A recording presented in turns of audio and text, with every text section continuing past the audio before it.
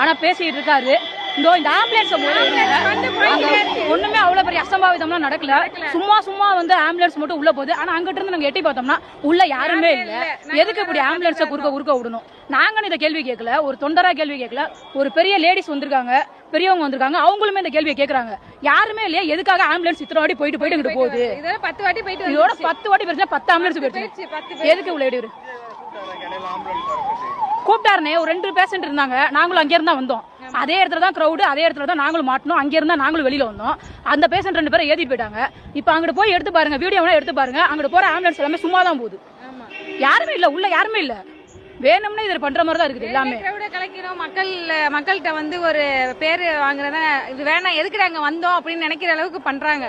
வேணும்னே கண்டிப்பா வருவாரு. அவரு தானே கண்டிப்பா வருவாரு. இடையூறு பண்ணாலும் கண்டிப்பா தளபதி தான் வருவாரு.